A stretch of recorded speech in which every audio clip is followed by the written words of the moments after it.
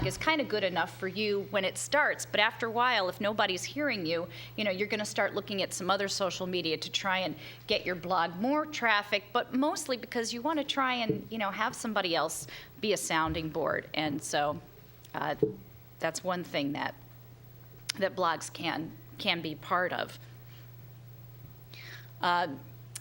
Tell me something I don't know. This has to do with trying to seek out information, and blogs are a great source of information. There are blogs, there are niches of all types. There's crafts, there's education, there's legal ones, and for every category of law, it's got its own. So, a lot of different blogs also allow newsletters, RSS feeds, all different ways that you can get that information that's on a blog. You don't have to actually visit a blog ever to benefit from the information that's being given in the blog. But as you can see from this picture, when you've got a lot of mail coming in, either through your RSS or in your inbox, it can be a little overwhelming. Work with me, and this has more to do with a lot of the social media that's coming out now, different ways that you can promote your blog. Wikis, many of you are probably familiar with that. That's a collaborative tool. It doesn't actually rely on a blog per se, but there are a lot of different types of ways now that blogs can access other formats, social media. Sometimes if you visit blogs, on the sidebars, you'll often see all different kinds of things. Twitter has already kind of been mentioned. My blog log. I can't even think of all the different things that people put on their blog. So those are a way to connect, but also people seek people out. And as a freelance writer, and as someone who likes to do political commentary, I've actually found my blog to be a fantastic platform for people to come and find what I think about different things, what I like to talk about. So it can be a great introduction for getting work. Keep your eye on the blog. I talked a little bit, I mentioned RSS. How many people are familiar with what RSS is? Okay, so, great. So, that's a great way. I personally am having some trouble managing my own RSS feeds, and some people, there's a woman named Amy Guerin. If you follow something called the Pointer Institute, she writes about social media and journalism, and she recently, maybe a month or so ago, was talking about how people are managing their RSS feeds. I subscribe to something like 340 or 350, and I have a lot of different folders, but it is really hard to follow all that. Yes, shake your head like you're crazy with it. There's something called the Black browser. Have you heard of it? I'm familiar with it. I haven't used it. Do you know who I am? A lot of people think that blogs have so much personal information on them, and they do, but how much is on there? What can you really learn? Well, that's part of becoming interactive with a blog is going to help you kind of reveal transparency, those things that are also very important.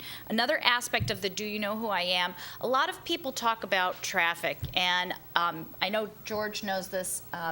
I actually, relatively speaking, certainly compared to Eric Olsen's, which is Blog Critics, is that the name of his site? And then again to Brewed Fresh Daily, I have a minuscule audience. It's tiny. My traffic is very small. I started out in July 2005. I think by like the end of that year, I was averaging 50 to 100 hits a day. And now it's almost been 3 years, and I'm still only averaging somewhere between 300 and 400 a day. And that's only because of the politics this year. Around the primary time and the debates, I was up in the low 1,000. And right now, because of some events going on in Columbus, Ohio that I've been writing about a lot, I've been getting a lot of hits based on that. But still, it's very, very small. But the people that read it, it's not quantity. Sometimes it really is quality. Obviously, in order to get opportunities on CNN and BBC, there are some people reading it. I don't even know that they are there, but so the quality and the quantity is really something to think about. This has to do with being transparent. If you don't own up about a disclosure or something that you think you should mention, you're going to be skewered if it's found out. And my rule of thumb is just always start with your disclosure. I'm writing a review right now about a book about John McCain that's going to be posted on the Moderate Voice, which is a pretty well-known centrist blog that's fed to Newsweek.com.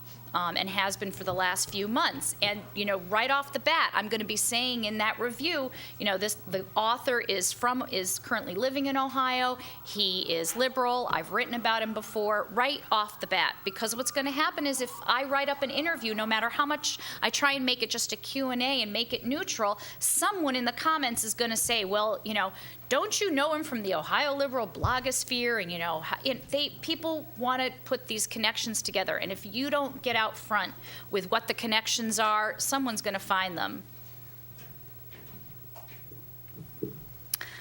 This is, speaking of transparency and disclosure, these are Attorney Subodh-Chandra's triplets from last year. And they're wearing a shirt that says, "Who you calling macaco?" This is based on this incident that George Allen, former senator from Virginia, who lost to Jim Webb in 2000. Gosh, was it 2006 already? God, 2 years ago. Yeah, it's hard to believe it was that long ago. This had to do with that incident. So, issue, I don't even know you. This is about how, because blogs, unless a person goes through the steps of absolutely scrubbing every last remnant of their blog, it's there forever. And what I love about Meet the Bloggers is that it's there forever. So when people who ran for mayor in 2005 are then going to start looking for other political offices, we can go back to Meet the Bloggers and see, what did they say about the environment? What did they say about security? What did they say about education reform? And I have done that on a pretty regular basis where I've gone back. I've done it with Governor Ted Strickland, with Eric Fingerhut, and I think that it's really helpful. But a lot of people see that as a negative, and so they're worried about putting things in blogs because the issues will just keep following you. So, and as we saw with George Allen, it really did keep following him. Am I going over? Okay. This is out of the Pew Research Institute. This had to do with just how much are people following political blogs. Not as relevant to this group, but it's actually a pretty small percent. On a typical day in August, 26 million Americans were using the internet for news or information about politics. That corresponds to 19% of adult internet users and 13% of Americans over the age of 18. Now, that's the growth from July 2002 to August 2006, and I'm sure it's increased even more this year. But it's still not nearly as much as you would think. Technorati, I think, follows something like 110 or 140 million blogs. I'm not even sure what they're up to. But they still say that political blogs are, really far less than even 20% of all those blogs. And this is Jim Borgman. Those of you who are familiar with his work out of Cincinnati Enquirer. It says, well, yes, we could read your blog, or you could just tell us about your school day. Sounds like my fiance. And that is how blogs are different. Thank you, Jill. Our next speaker is George Nemeth, who is the Chief Information Officer for the innovative online newsletter Cool Cleveland and the man behind Meet the Bloggers, a network of Northeast Ohio bloggers, and as well as Brewed Fresh Daily, a multi-author blog providing news and opinion from Cleveland, Ohio on a variety of topics. He has a BA in Business Administration from John Carroll and a background in technology, which he uses as a means of managing knowledge and collaboration in organizations. I'd also like to say that I'm a search engine marketing specialist at Optium. Clyde Miles is also a blogger here. How many people have blogs here, by the way? Okay. For those of you that I don't know who your blog is, I'm going to write your names down afterwards, because I want to read your blogs. I have to put a disclaimer here. A conversation about blogs could probably go on for hours or even days, because there's so much to it. I always kind of take people tend to describe blogs as the output, as the website they visit and the content they see. And I kind of like to start the conversation from a technical standpoint, that a blog is actually a piece of software that allows you to publish to the internet very easily. Back when Blogger first became popular, their tagline was push button publishing for the masses. And that was really why I got into it, because I was starting to read blogs, and I was like, hey, this seems pretty easy. Let me kind of get behind the scenes and start working with it. And it's very easy to do if you can send an email. How many people email? If you could send an email, you could start your own blog and write a blog. And I think the sort of devil is in the details, where you really have to be consistent about it. You really have to focus on fundamentals of writing and communicating. I heard recently a podcast by the Long Now Foundation. It was Alex Wright, who's he wrote a book recently called Glut. And he's the chief information architect for the New York Times. So I think he kind of knows what he's talking about, because if you read the New York Times, or you read, what are they, up to 70 blogs or something like that? Any of their 70 blogs, I mean, it's just a tremendous amount of information. But one of the things that he talked about was that the internet is very much based in the oral tradition instead of the written tradition. And that was the first time I had heard that, but sort of reflecting on my experience and my connecting with other bloggers in the area, and especially the proliferation of things like podcasts, which is what Meet the Bloggers is, and video now. It really is based more on people speaking and talking than it is, sort of on the academic written word. One of the things that I want to mention is when I was thinking about what I was going to say and trying to be brief, because you can talk so long about it. The two things that were mentioned for this particular panel were community thought leadership and touching new audiences. And one of the reasons why I said I'm a search engine marketing specialist is because search is becoming so important with blogs. With the XML file or RSS feeds that the blogging software automatically creates, there's real rich content for Google and Yahoo to find. And with Brewed Fresh Daily, I've been doing Brewed Fresh Daily for 6 years now. And it's really focused on Northeast Ohio and the Cleveland area and, the things to do and, the news and what's happening here. And it's really become a very dense hub of information for things about Northeast Ohio. Going back to the thought leadership, I was talking with somebody within the past week, and they were asking me about, who's a thought leader when it comes to blogs in Northeast Ohio. And my response was that it wasn't so much that there are innovative thinkers here, but there are lots of people who are reading other blogs and sort of responding to what those things are. And I think because Cleveland tends to be, to lag behind on certain things, I think it's very important to have those people who are sort of experts in their niche and are paying attention to innovations around the world and following the news and then sort of republishing that to the local community. A couple more reasons or ways to touch new audiences are, the proliferation of social networks. Blogs are the most established form of social media. We mentioned Twitter. There's a whole bunch of other services that are similar to Twitter. There's things like MySpace and Facebook, which incorporate blogging. But all these websites sort of have a built-in location function where if you go to Facebook, you can find other people in Northeast Ohio and connect with those people.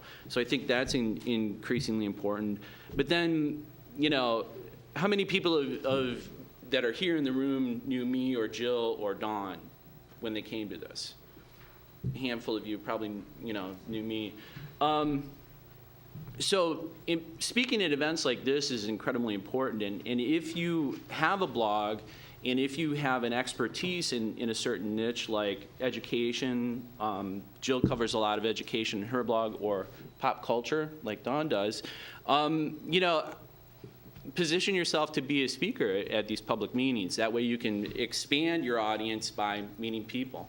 I don't know, how many of you are familiar with blogcritics.org or BC Magazine? Okay, so not everybody, that's good. That means I can introduce you. Now, I don't write for blogcritics.org necessarily. I own a network site that is under the Blog Critics umbrella. It's a celeb news site, but I've written for Blog Critics for years, and I was certainly there through its foundation and when it began, which was in 2002. Blog Critics is an online magazine, as you can see, and that's, oh, there we are at the top. And we have branched out into radio as well. We have our own channel on Blog Talk Radio, and I have a show on there. Eric has a show. We have several shows, actually, in the whole BC channel. And it's a good fit for us because we cover so many things on blogcritics.org, from music, books, video, culture, politics, sports, gaming, science and technology, and taste. So you can see it's very much like an online magazine. We like to think of ourselves as the web Vanity Fair, although probably not quite the quality, simply because the way Blog Critics works is it's open to anyone who has a blog. If you are a writer and you have a blog and you want a format in which you can reach a broader audience, like Blog Critics has, and we average about 2 million page views a month. So it's, you know, it's got nice traffic. It's not huge traffic, but for the years that we've put into it, it's certainly grown into something we're very proud of. So, and that's with over, I think we're actually at about, it says here 2,000 writers. I think it's closer to 2,500 writers contributing to Blog Critics on a daily basis. That does not mean all 2,000 are writing every day. It's just, that's the cycle. We get approximately 40 to 50 published articles a day. All articles are fully edited. We have a staff of 20 editors for each of the sections, plus they have, you know, assistant editors. So there's a lot of activity going on. We do our own, you know, it's been a very grassroots sort of organization. Very little money has been able to be pumped into the whole marketing of it. So the purpose of having it open to everyone is, A, you have a built-in community of people. So all those bloggers who write for Blog Critics, they put Blog Critics widget on their site. So we're reaching 2,000 plus readers and then their readers. So plus, you know, like George was saying, with the search engine optimization, we're a Google News site. So, you know, all of our stories get picked up by Google News, which is, you know, obviously very important. And simply because of the volume of stories, I think it's somewhere around 62,000 stories since the inception of the site in 2002. There's a lot of search engine traffic that's just Google, not Google News, but just Google searches. So we get a lot of search returns. And those things are really important. A site like ours can reach that number of people because of the volume, but for smaller sites like this, the people who join Blog Critics, you know, Eric gets requests. I'm not sure how many he signs up. It's somewhere between, you know, 5 a day to probably about 200 new writers a month. And those people come and go. People come and go. There's no requirement. The only requirement for writing for Blog Critics is you have to publish your stories with us first. That's also a whole search engine optimization thing. And you have to have your own blog. And that's, you know, Eric will see people who come in and they've written a couple things on their blog, but really Blog Critics becomes their home site because they can reach so much more, you know, traffic than they otherwise would. It's a great outlet for new writers because you have the editors who come in and work with the writers. So if you're a novice, you're sort of just branching out into writing, we have, you know, this team of editors who really work with the writers. You know, stuff gets rejected, but it's done so in a manner of here's what you need to work on, some sentence structure.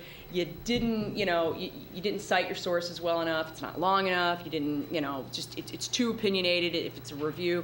It just depends on, you know, the criteria we're looking for that particular, you know, section.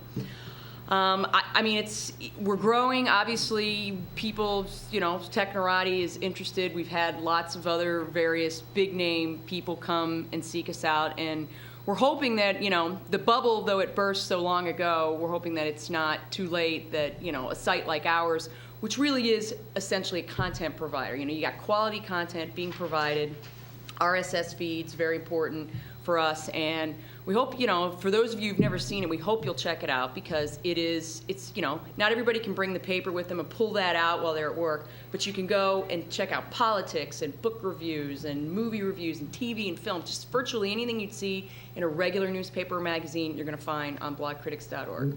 I'll start out with a few questions and then we'll open it up to the audience. Since we're talking about community, and you each have communities on your blogs, whether it's the community of writers on Blog Critics or Meet the Bloggers group, and or your commenters on your own blog.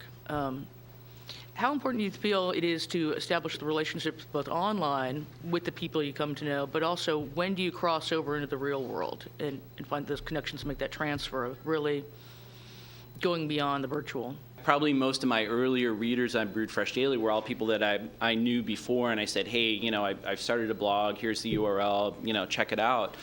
Then there's Meet the Bloggers, but there's also a blogger meetup. So through meetup.com, I've organized a monthly meetup, and you know what we do is, you know, usually anywhere from 15 to 20 of the Cleveland area bloggers will get together at a restaurant or coffee shop and just sort of catch up with each other face to face.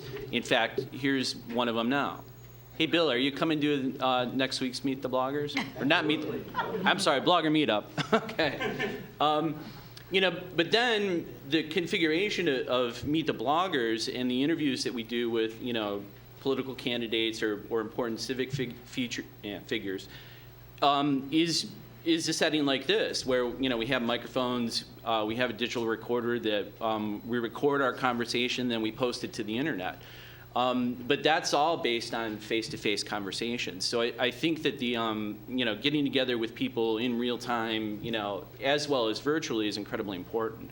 I don't think there was ever a time when I thought that the blogging was going to be something other than a way to meet like-minded people, people who could help me learn more. I think it's a fantastic way to expand not just your network, but expand what you're interested in. Topics that I like, economic development and technology, that I probably should have been following. I never started to follow until I met George and heard about Brewed Fresh Daily. I think it was within probably 2 months or so from when I started my blog that I actually went to a meetup and started to meet people face to face.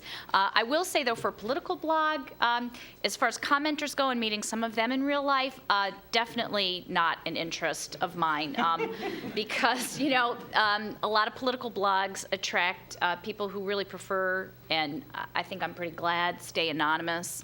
I want them to interact, to express themselves, but you know, some of them are pretty adamant one way or another, and just not people I think I'd be interested in meeting face to face. I find it actually kind of threatening. So I think that distance is a good thing. But you know, there's just a lot of different ways that you can use the network that you build. I think that the community, we actually have held parties where we've met with writers and, you know, editors and people, not necessarily commenters per se, but people who've been part of the community. For my own personal site, I have made lots of actually very close connections with people outside of, you know, just the comment section and or emails or just being regular readers to the site. But as, you know, I would caution anyone to be careful about who you meet and, you know, use good discretion, because you know, it is anonymous, and it is, you know, people can represent one thing online, but the reality in meeting them face-to-face can be an entirely different situation. So you should always, you know, exercise caution when meeting people you've met on the internet. The whole, you know, blogger in the basement in pajamas thing, you know, I don't even know where that came from, other than people who just have it out for bloggers, because that has never been my experience. I mean, I do blog in my pajamas sometimes, and I used to blog in my basement. Yeah. But I Except think we're not that in the this basement. stereotype of loser or you know, introvert is just absolutely false. It was last fall that we went out to Las Vegas for the Blog World Expo, and you know, both, you know, because Blog Critics is international, you know, there's bloggers, but there's also, you know, the editorial staff and the technical staff of Blog Critics. They're spread out all over the country. And so, you know, Eric and Don were telling me that when they were out to Las Vegas, they had actually met some of the people that they had been working with, you know, virtually for the first time.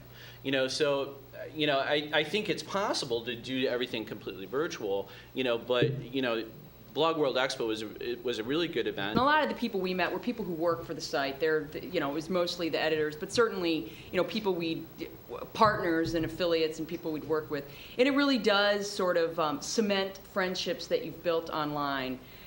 But those are people that you know enough about them probably in advance that it's not some, just stranger that you've never met. That was my only concern is, running a personal site as opposed to, a large magazine where there is sort of, an air of professionalism can certainly lend itself to meeting people in real life a little bit better than perhaps, your individual blog. I agree with you on that. Is that where the Blog Talk Radio relationship started? That's how we made the Blog Talk Radio connection, which has really turned out to be a tremendous opportunity for us because, Eric was a radio personality to begin with, so this is sort of his background. I had no, I was on the NPR station here, around noon? Yes, once with Eric to talk about blog critics. So it was not something that I was familiar with, and I was very nervous doing it. And it's something that I've found it's built a huge audience for my site, simply having this radio, connection. So obviously, you do want to branch out, and there are new ways to kind of, build your audience and sort of add content to your site. So yeah, reaching out to people in real life is definitely something you want to do. Just, use good sense, I would imagine, would be my only concern. How do you manage your commenters? I know new bloggers are sometimes worried that they'll get a bunch of spam or a bunch of flame wars going on. But how do you moderate? I'll take that one. I have my own policy on comments. I run a celeb website, but we also do some investigative journalism on there. So it's pop culture, and which automatically feeds itself into getting interesting comments. And there's a term for online people who come over and just flame you, and it's called a troll. And they say don't feed the trolls, which things that I don't like, I just ignore them. But I never delete comments unless they are utterly, completely off topic or it's spam. They have spam software that catches that. We use on ours a Kismet. And it does a very good job. And most of the blogging software that you're going to find, the publishing tools, are going to have these built-in programs to help you catch spam. And it's it's just looking for keywords or lots of links, outward links. Those are the kinds of things.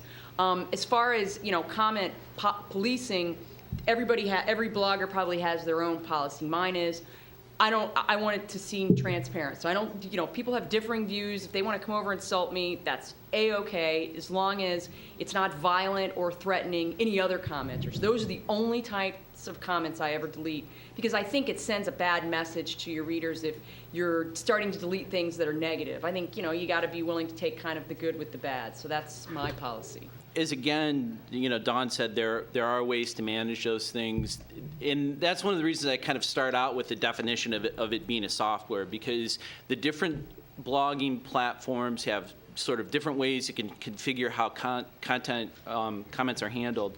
One of the things that I've done fairly recently because of my relationship with Cool Cleveland is to publish a policy that says, here are my expectations of your behavior and the things that you write here.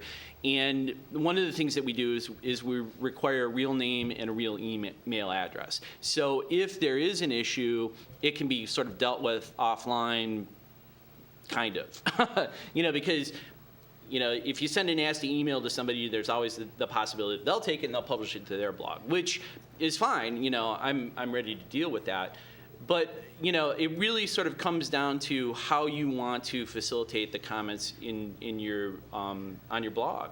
Whether you want to moderate everything, or you don't want to moderate anything at all, or you want to kind of go for a compromise there. But I really think it's important to, especially if you're launching a blog, to establish that precedent in the very beginning. And I think you also, if it's an organization, you need to have that internal conversation with your staff, like who's going to be responsible for reading all these comments, because, on a site like Brewed Fresh Daily, there's hundreds of comments a day, but it's a significant number. And, kind of speaking to what you said, I kind of read my comments very lightly because, a lot of people will sort of get snarky with each other, and I have this tendency to weigh in and become part of the problem, by saying, well, you really shouldn't say that. And, sometimes it feels like kindergarten to me, and I just don't want to be the kindergarten cop, so. What I would add is that it sets a tone, how you have to balance how much time it takes to moderate with the kind of tone that you want to foster. So I also, I've actually never banned anyone. I have. I'll admit to it. There's a couple people I've banned. I've never banned, but I have moderated and held back, and only one individual, thank goodness. But I can send some your way. If you they would have found me by now, I Right. think. What I have done, actually just recently, I had to edit a comment, and it was specifically, I didn't delete it, but I edited it, and I put that it was being edited because someone had threatened violence against individuals in a group. And I wrote that, and the individual followed up with a comment, well, you're a witch. Well, I left that on there. I mean, things, and other things like that. The only other time that I think the one individual whose comments are all in moderation, those were all anti-Semitic and were racist and of that nature. So I also, I actually do not have a written policy, and I'm kind of waiting for someone to say, well, you don't have a policy, because I probably should.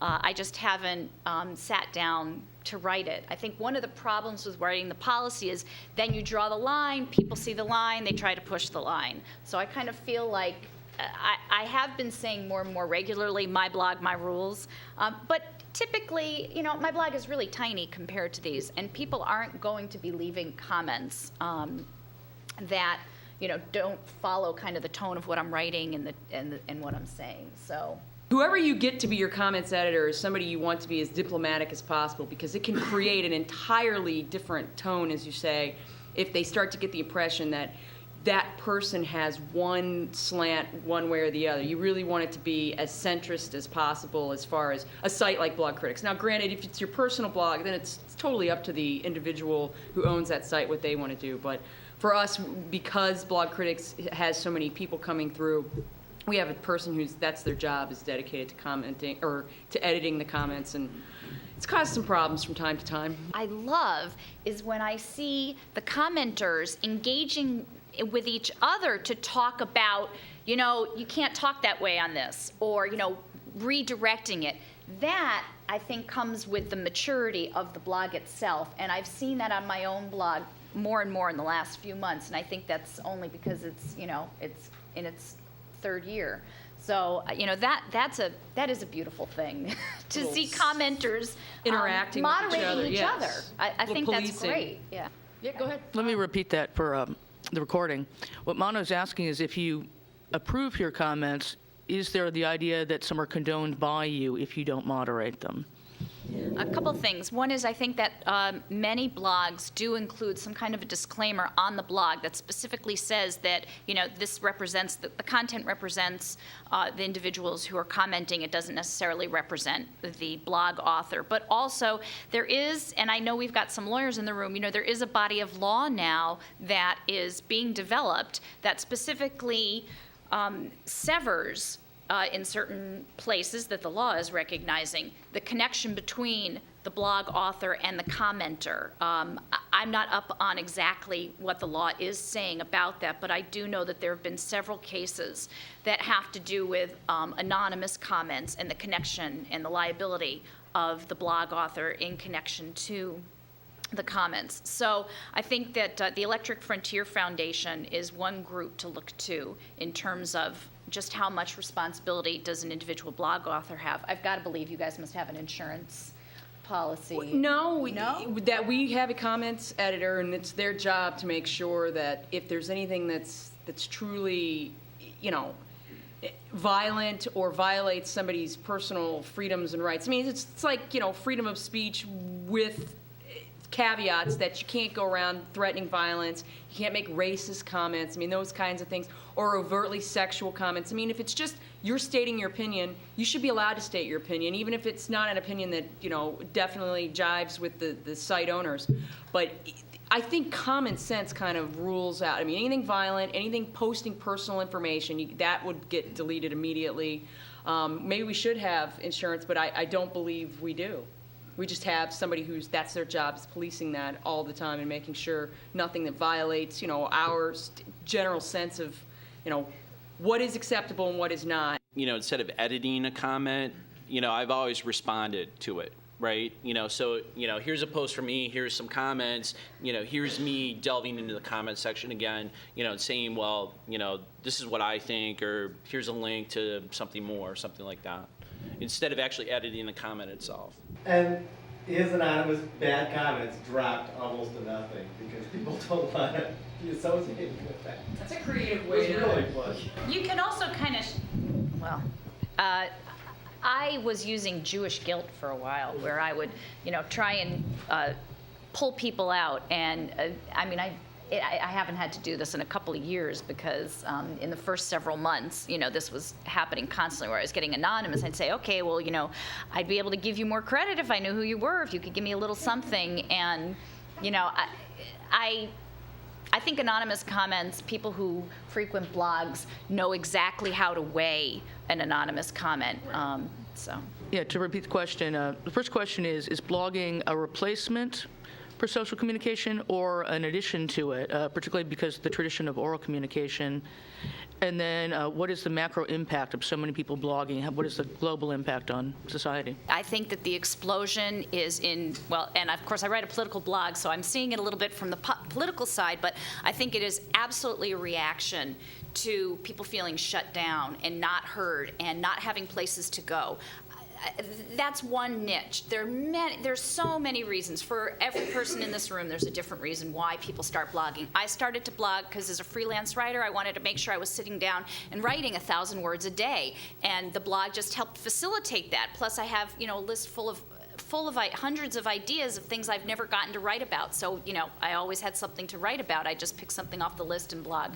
But it is absolutely, the more that I see it, the more you see people feeling a great sense of freedom and satisfaction out of finding a place to express themselves. And now we can all kind of join in that. And that's why, people see so much power politically in the blogs, because you can aggregate people to ideas. And I hate to point out, but Bill Callahan writes a lot about issues related to technology and energy and how local governments function or are dysfunctional. And while he may not get a ton of comments, his information is absolutely vital. And there are many people who read that blog because you cannot find the information that Bill provides anywhere else. So it's a hub for certain kinds of information that is not getting expressed anywhere else. And I do fault mainstream media. I guess I should fault and thank them, because if there weren't gaps in the information that they were providing,